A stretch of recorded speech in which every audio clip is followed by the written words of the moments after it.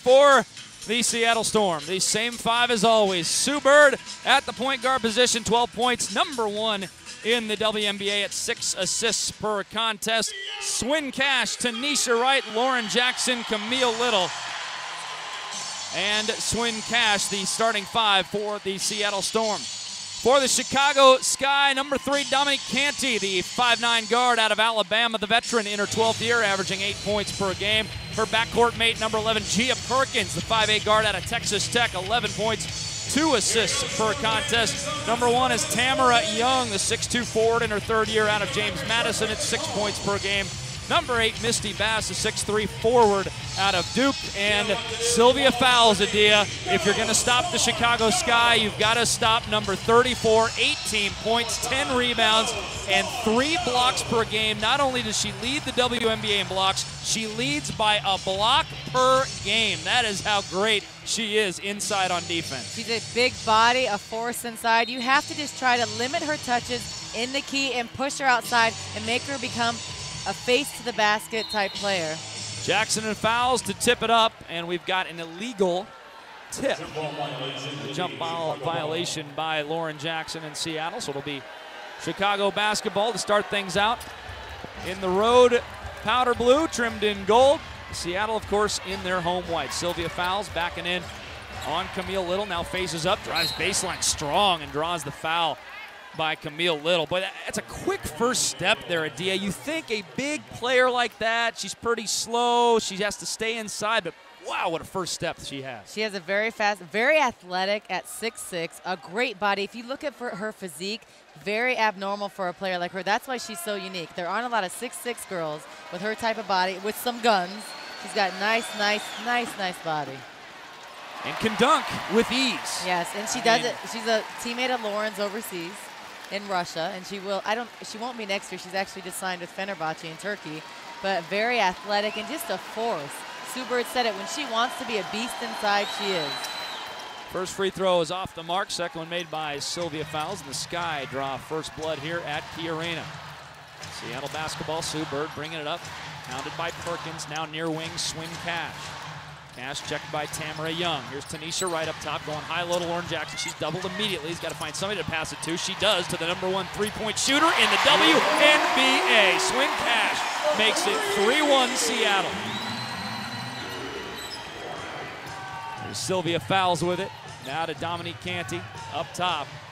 Canty trying to come around to Fowles pick, and she gets picked by Camille Little, top 10 in the league in steals, and she goes to the rack and scores. 5-1 Storm. Great defense there by Seattle. That's the green line defense, and this is the intensity that was missing last game against Phoenix, and Camille Little is the perfect person to start off early.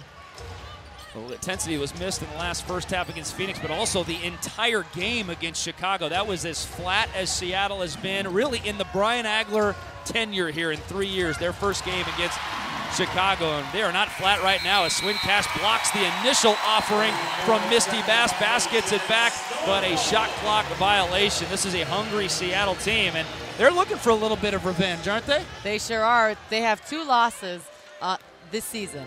One against Chicago, one against Indiana. They've already came back and beat Indiana. Now tonight it's revenge night. Here's Tanisha Wright on the left wing. Gets a pick from Camille Little, now tries to cross over Bass, steps back to Lauren, 3 on the way, pulling Fowles out. That one's off the mark, but you'll see Lauren probably trigger a lot of threes tonight, won't you, just to pull Fowles away from the basket? No doubt about it. Her 3 didn't fall that consistently, especially first half last game. She will want to pull Fowles away from the basket because that's not Fowles' strength. Fowles back to Gia Perkins, jacked up 20-footer, and it goes down. That's a tough shot by Gia Perkins, who puts it up and in, and she's been a thorn in Seattle's side at times. She's been a lot less consistent this year, but she's a slasher. She's a rhythm player. When she gets going, her shots will fall. Here's Tanisha with it, dumping it low to Camille Little.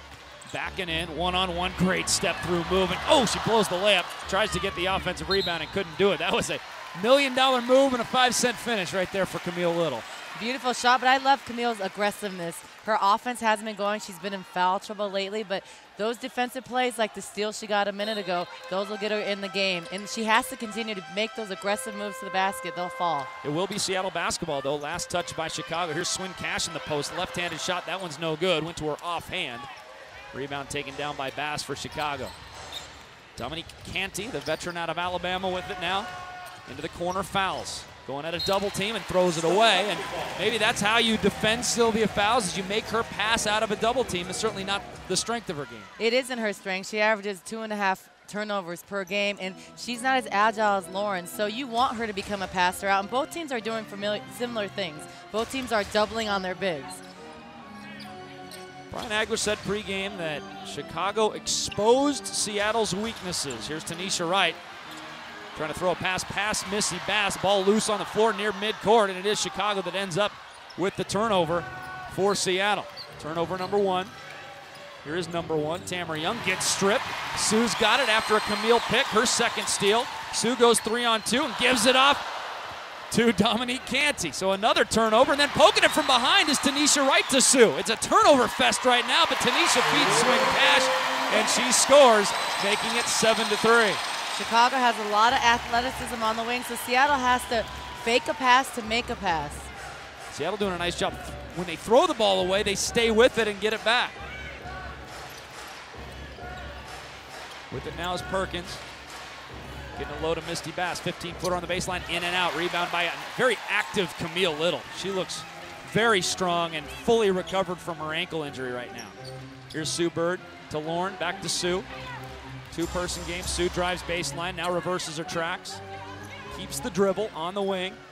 8 on the shot clock. Backdoor cut, Swin Cash put it up, and we got a whistle before it goes in. There's going to be a foul on the floor by Chicago, so that saves 2 points.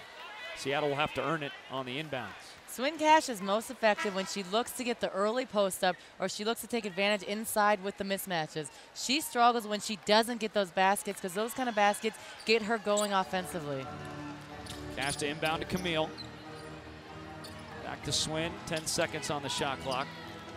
Sue Bird to coming around to Lauren Jackson's screen, finds Camille Little, toes up the line, fires it up, and good. How about Camille Little? She is making her presence felt on both ends of the floor here in the early going. It is good to see, and it started defensively. She got a couple deflections, and it's led to easier offense. Great spin move by Sylvia Fowles, goes right around Little. I think Little thought she was going to the right, and she spun back to the left, and again, we see the quickness and athleticism of Sylvia Fowles, who will go to the free throw line. But a great start for Seattle, up 10-3.